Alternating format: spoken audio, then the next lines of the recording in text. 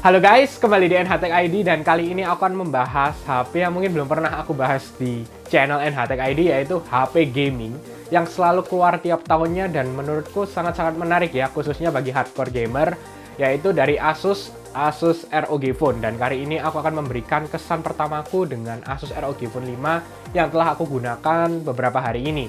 Jadi ROG Phone ini merupakan HP yang dikeluarkan oleh Asus dan biasanya dikeluarkan di pertengahan atau di akhir tahun karena selalu menggunakan chipset yang Plus, Snapdragon 865 Plus, 855 Plus. Tapi pengecualian yang dikeluarkan di tahun 2021. Jadi 2021 ini mereka mengeluarkan di awal tahun dengan ROG Phone 5 dan juga ada yang Ultimate juga. Dan ternyata setelah Qualcomm mengeluarkan 888 Plus, ROG Phone juga mengeluarkan ROG Phone 5S ya, lebih tepatnya Asus. Dengan chipset yang terbaru itu diberikan di Asus ROG Phone 5S ini. Baik, sebelum itu bagi kalian yang belum subscribe, jangan lupa klik tombol subscribe dan juga lonceng, dan follow juga Twitter dan Instagramku @nhtechid. Jadi ini adalah awal yang sangat ditunggu-tunggu oleh pencinta teknologi. Ini adalah bulan Agustus dan setelah ini akan keluar handphone menarik yang akan keluar dari brand-brand lain dan biasanya mulai dari Agustus sampai bulan Oktober. Baik, aku akan memberikan sedikit preview untuk unboxing ROG Phone 5. Oke, singkat aja, ini boxnya untuk ROG Phone 5 ya, yang biasa. Lalu di sini ada tulisan ROG Phone 5. Di sini ada beberapa spesifikasinya, dan ini untuk seri yang 8128 dan warna hitam. Nah, ini untuk dibuka. Di sini ada beberapa gambar ya, untuk augmented reality yang ada di aplikasi di dalam ROG Phone 5 itu sendiri. Jadi kalian bisa kita coba. Nah, ini langsung for those who dare ya. Di dalamnya ada seperti biasa untuk SIM card ejector. Lalu ini ada mendapatkan casing. Dan ini ada salah satu untuk cadangan ya. Jadi penutup untuk aksesoris bagian USB-C bagian sampingnya bodi ROG Phone 5. Jadi kalau misalnya hilang akan bisa masih kalian gunakan untuk cadangannya. Lalu beberapa stiker dan buku panduan yang diberikan. Lalu ini langsung sendiri dari ROG Phone 5-nya ya. Bodinya. Dan di sini langsung di dalam kotaknya ini ada mendapatkan 65 watt charger. Jadi 65 watt charger ini cukup baik ya. Sudah fast charging yang diberikan oleh ROG di sini 65 watt. Lalu juga dengan kabelnya USB-C ke USB-C. Karena untuk fast charging USB-C ke USB-C dan untuk kualitasnya sudah sangat baik ya dengan braided gini, jadi tenang saja. Oke, langsung aku ambil lagi untuk ROG Phone 5-nya. Mari kita buka.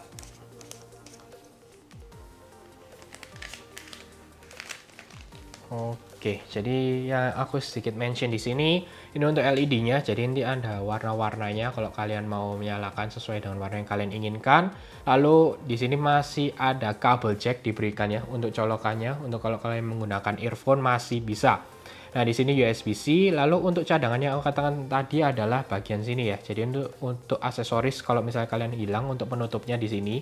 Nah, ini kalau misalnya hilang masih dapat cadangan satu lah yang diberikan oleh ROG. Lalu ini ada warna yang lain yaitu warna merah. Di sini untuk SIM card tray-nya. Jadi mencolok sekali berbeda dengan bodinya yang berwarna hitam.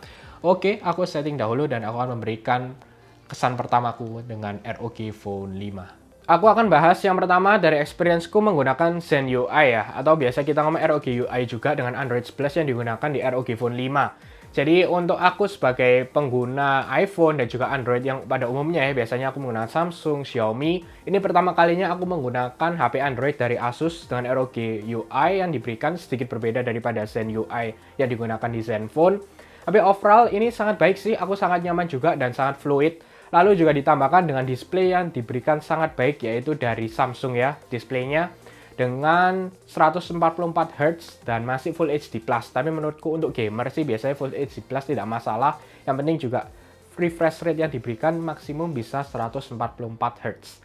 Lalu juga dikatakan untuk masalah touch sampling rate-nya dengan 300 ms ini merupakan salah satu yang sangat baik dikeluarkan yang ada sekarang ini sebelum ROG Phone 5S keluar. Jadi touch sampling rate yang diberikan juga lebih baik dengan ROG Phone 5S ini walaupun tidak jauh terpaut beda. Lalu juga dengan displaynya ini memang depannya menggunakan Gorilla Glass Victus, tapi untuk bodi belakangnya masih dengan Gorilla Glass 3. Jadi hati-hati tetap walaupun sangat aman Gorilla Glass Victus ya untuk display depan, tapi display belakangnya masih hanya Gorilla Glass 3. Untuk fingerprint in display juga diberikan di ROG Phone 5, jadi tenang saja walaupun tidak terlalu cepat ya, standar lah mungkin dengan level-level yang diberikan sudah sangat baik di ROG Phone 5 ini. Lalu dari sisi body, jadi bodinya ini cukup berat, 239 gram, bukan cukup berat lagi ya, untuk berat lah. Tapi ini memang kita bisa toleransi karena ini memang gaming phone.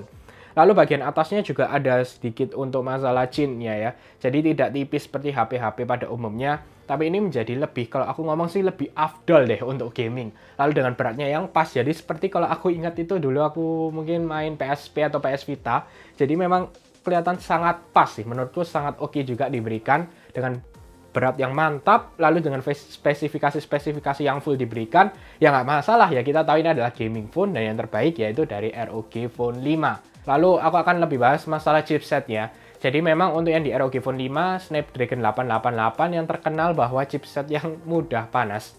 Jadi di sini Asus sudah memberikan optimisasi yang sangat baik dengan implementasi body juga yang sangat baik, dengan 2 baterai juga ya yang terpisah. Nanti aku akan bahas lebih detail di masalah baterai. Lalu di bagian tengahnya ini ada sekatnya sedikit. Jadi untuk masalah pemerataan panasnya jauh lebih baik lah dengan body yang diberikan di ROG Phone 5 dibandingkan ROG Phone yang sebelumnya. Lalu juga dengan RAM-nya, ini 8GB RAM, 128GB storage yang aku pegang di sini. Lalu untuk Geekbench aku juga bisa mendapatkan dengan 1125 untuk single core, lalu dengan 3698 untuk multi core.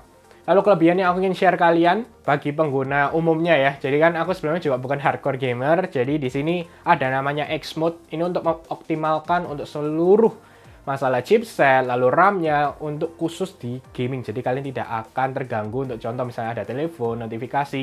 Bahkan kalian bisa mengecek semua, ada dashboard-nya di sebelah kirinya untuk mengetahui refresh rate yang kalian gunakan, drop-nya, lalu juga untuk masalah baterai, dengan berapa derajat yang diberikan semuanya ada. Lalu yang aku ingin tambahkan adalah air trigger. Jadi kalau misalnya untuk aku pengguna normal ya, di HP-HP yang normal dan jarang menggunakan gaming juga, di sini kerasa lebih seperti pro player, bukan cara mainnya, tapi memang dari konsolnya kalau aku bilang ya. Karena di sini ada air trigger, jadi bisa mendeteksi touch ya di bagian atas kiri dan atas kanan. Lalu kalian juga bisa atur itu di aplikasi yang diberikan oleh Asus di ROG Phone 5 ini. Jadi untuk mendeteksi di klik yang mana, misalnya contoh nih, aku mencoba ini di PUBG. Jadi misalnya aku gunakan untuk yang air trigger yang bagian atas kiri, aku gunakan untuk scope, lalu yang atas kanan untuk tembak. Jadi kerasa ya bener-bener kayak game beneran ya, kayak PS Vita gitu. Beda dengan kalau aku main di iPhone, aku main di Galaxy S, dan lain-lain. Memang kerasa ini bener-bener khusus untuk happy gaming. Selain itu yang aku ingin mention untuk masalah speakernya, first impressionku memang ini sangat baik ya. Suaranya sangat punchy banget, tapi nanti aku akan tes lagi. Untuk kamera tenang saja, jadi aku bisa mendapatkan hasil foto yang menurutku cukup baik juga ya. Memang ini bukan salah satu yang utama di HP gaming, tapi sudah cukup oke dengan 64 megapiksel kamera utama, 13 megapiksel ultrawide, lalu ada 5 megapiksel makro. Kamera depan juga didapatkan dengan 24 megapiksel yang diberikan di ROG Phone 5 ini. Lalu masalah video bahkan bisa 8K 30. Lalu dengan kesan pertamaku sih mungkin untuk ultrawide-nya menurutku sangat kurang sih untuk ultrawide. Tapi kamera utama tenang saja, untuk makro juga standar yang diberikan di HP-HP pada umumnya yang ada makro kameranya. Oke, sebelumnya aku sempat mention masalah baterai. Jadi baterai di sini memang mendapatkan yang sangat besar, 6000 mAh dibagi menjadi dua. Jadi di sini ada dua keping. Yang bagian atasnya 3000 mAh, bagian bawah 3000 mAh, dan di tengahnya ini ada seperti sekat. Jadi untuk chipsetnya juga, dan beratnya juga tertumpu di bagian tengah sih. Jadi kalau kalian pegang itu menurutku pas untuk masalah kanan dan kirinya. Dan pemerataan panas yang jauh lebih baik dengan desain yang diberikan oleh Asus ini. Lalu juga dengan baterai 6000 mAh ini untuk overall sih kesan pertamaku sangat-sangat baik lah untuk masalah main gaming. Dan ini memberikan yang terbaik juga untuk chargingnya. Jadi di dalam box seperti yang aku katakan sebelumnya dengan 65 watt charge, aku bisa mengecas ini sangat cepat kalau membutuhkan, lalu bisa juga kalau mau langsung saja seperti laptop ya. Jadi dicolokkan ke HP full dari listrik itu langsung HP, jadi tanpa menggunakan baterai sehingga baterainya bisa lebih awet. Oke, jadi itu aja untuk kesan pertama dengan ROG Phone 5 ini, dan aku akan share ke kalian juga dari pandangan pengguna yang bukan hardcore gamer, lalu juga dari pengguna yang menggunakan HP-HP normal ya, seperti iPhone, lalu juga dengan HP-HP Android dari Samsung, Xiaomi, dan aku ingin tahu sih, apa sih ketahanan yang bisa diberikan dan apakah kalian benar-benar butuh untuk membeli HP gaming jika kalian tidak terlalu hardcore gamer ataupun mungkin dengan yang biasa-biasa saja. Memang ini aku sudah punya sedikit gambaran apa yang aku tidak suka dan juga suka dengan ROG Phone 5, tapi tunggu aja dan jangan lupa subscribe di channel ini sehingga kalian akan mendapatkan update terbaru. Dan tak berhenti di sini aja, aku akan membahas HP-HP yang akan keluar dan kalian sudah tahu lah kira-kira apa aja HP yang akan keluar di 2021 akhir ini. Oke, semoga kalian suka dengan video ini. Jangan lupa untuk share, like, subscribe, dan sampai ketemu di video selanjutnya.